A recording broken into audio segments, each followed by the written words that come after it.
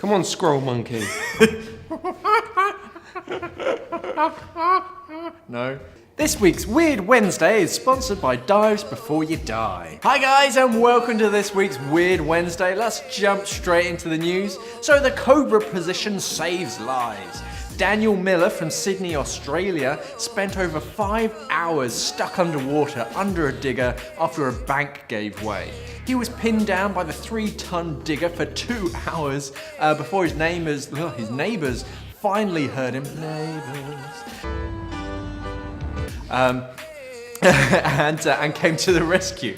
Now, to keep his head above the water, he adopted the yoga Cobra position with only his nose, eyes and forehead just above the water so that he could breathe.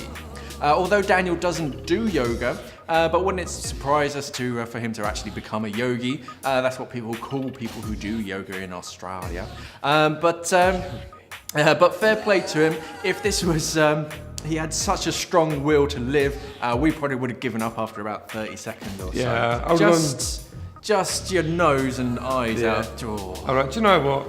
I've had a good run. You know, death by digger. I mean, that must have been really heavy on his back. 3 tons. I bet you didn't pass his forklift driving test. That's why he did it. Naughty boy. HSE, furiously writing down notes. Warning of exploding whales, Mark. So a warning has been issued from the New Zealand Department of Conservation about hundreds of pilot whales who have been stranded on a beach. Why, were you ask? Well, because they're exploding. So we all know the story about obviously all these whales, you know, unfortunately being docked or whatever beached, should I say. But so they've been washing up on the Golden Bay since Thursday, and volunteers have decided to clean up the dead whales, obviously, to be thoughtful and whatever, are getting just a little shock. Rotting whales have a tendency of exploding. Obviously, all the gas that's left in them and what they ate, So a lot of people have been getting what they've dubbed the gut bomb. So people have been getting these gut bombs mainly on their faces. So they're going up to the whale, they want to clean it, and explodes. So this has become such a thing. They've had to be warned not to get close to the dead whales. And of course, you'll know that the situation is getting worse, and more whales are becoming stranded, so more dead whales are coming up. And they do have a safeguard where they're bringing in trucks and stuff just to trying to make it a bit more. Sort of safe, clean up. Yeah, exactly that. But what also people have started to do now, because there's still whales in the bay and they're still trying to beach themselves, it's quite nice, there's a human chain. So they've gone into the ocean, they've formed a human chain around there, so when any whale kind of comes in, they're like, no, don't do that. So, it's a bizarre one. Who knows? Hey. Yeah. But this isn't the whale you're looking for. These aren't the droids you're looking for. For the past 17 months, Sea Life Park in Hawaii have been keeping a little secret. They've been hiding a false killer whale who once worked for the US Navy. The false whale, who's known as Kina, is all alone in a tank all by herself all day, every day, and all she does is just kind of sit there on the surface. So Kina is the last survivor in America of Japan's infamous dive hunt, and sadly, since she's been put through her paces, first working with the US Navy, then being sold to the University of Hawaii, and when the university deemed her too expensive, they sold her to the Sea Life Park, where she's been living since 2015. So what's also weird about Kina is that she isn't actually on any of their books. She's just been kept in a tank by herself, and according to Animal Rights Hawaii, Sea Life Park never appeared to get a permit to transfer Kina from the university. So they can kind of do whatever they want. Because it's not going to make her any money, they just kind of put her in a tiny tank round the side where no one sees her. See, the sad thing about the park, sorry to jump in, was that obviously it's specific for dolphins. So, you go for dolphin rides, you touch the dolphins. And obviously, Kina had 2 other dolphins with her as well. And she's known them for 30 plus years. She's, her majority of her life in captivity has been with these 2 dolphins. They've gone off to the other dolphins, to have fun and whatever, and they've literally just carted her back in one of the tanks out back. So people are now pleading for change, for her either to be put in a better tank with others or just to be rehomed entirely. If you would like to help Kina, then drop the animal curator of Sea Life Park an email, which is in the description below, and we kindly ask him to give Kina a better living condition. Yeah, definitely. You got to email them. Just make people aware. Obviously, don't send anything horrible like that. Definitely don't do that. But, just be like, come on, be professional. Yeah, be professional. But they got to take the whole point of these things. It's meant to conservation. I know it's always ropey when you have those sorts of parks, whether it's conservation or they're just showing off the animal. It's such a fine line, but you should never treat an animal like that. And I'm sure the pictures have popped up, or the video that they've got of Kina in its lonely little tank. Send them an email, just asking them kindly. So, Mark, don't cross the streams. There's something very important I forgot to tell you. What? Don't cross the streams. Have you ever wondered how fish talk to each other? Well, the question has finally been answered. It's thought it's their urine.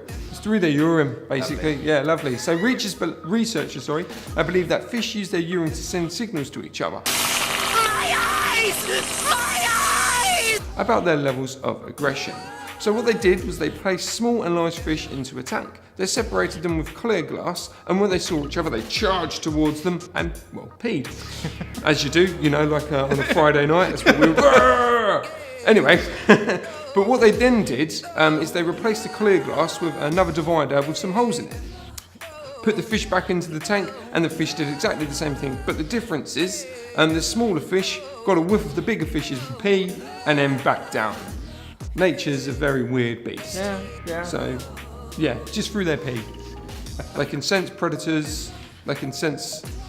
Yeah, it's weird. Crazy. Yeah. So, the Superyacht has been finally launched. A yacht which is worth £330 million.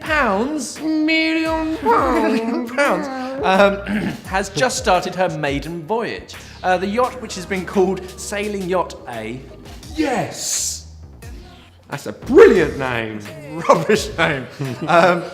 Has finally set sail with one lucky Russian billionaire giving the helm. So the yacht took 5 years to build and has been reported as the biggest yacht in the world. It has several lifts, free-floating spiral staircases, and boasts the largest carbon masts in the world, which all work at the press of a button. So you don't have to pull any ropes or anything. It's just Job done. And also, it can hold up to 4 vehicles, a submarine, and it even has a helipad. It's true. The yacht looks amazing. Well, okay, it looks a bit like an accessory for the latest iPhone, but the iYacht, it still doesn't have an auxiliary port. And let's hope it doesn't use Apple Maps, or this yacht is never getting done. Yeah, I mean, it looks pretty impressive. If you got £330 million to burning in your back pocket. I'll just build the world's largest yacht with a submarine. Yeah. It's truth. That's when he goes back to his own island, something like the Thunderbirds or something. Dolphins are getting high, Mark. They are. They're getting high. You want to get high? No. Anyway, researchers from Murdoch University in Perth have been studying dolphins getting high off of blowfish. Blowfish produce a toxin called tetrodotoxin. Tetrodotoxin, there you go, which is fatal to humans and other animals, but not to dolphins. Of course, it's always the dolphins that gave them everything. How dare they? In small doses, it has a narcotic effect, and dolphins have been seen passing to blowfish, to one another, like they were playing games. Pass the blowfish to the left-hand side. That's what they've been doing. This behaviour has been seen around the world, around the globe, but some dispute whether the dolphins are choosing the blowfish in particular to get high.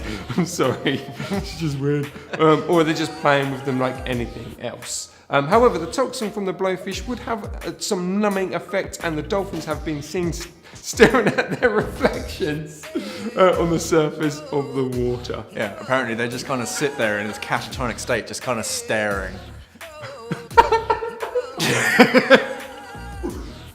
Hey, man. Okay, it's that time again. Random videos of the week. We're gonna start looking at some YouTube videos. So for our first video is from our producer James. No, he's shy. So get ready to fall asleep, people. Only joking. It's about what would happen if all of the coral dies around the world. It's really interesting, and the life-nogging guys who created it do a great job of explaining everything. Turns out it's a bad thing if coral dies.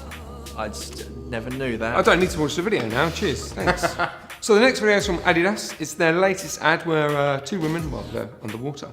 How this helps them sell their trainers, we don't know, but you know, it looks cool as always. Yeah, they're kind of floating. They've got their long, like, white dresses on with their Adidas clearly in plain sight. Then you know they get dropped individually. It's just a really weird advert. So yeah.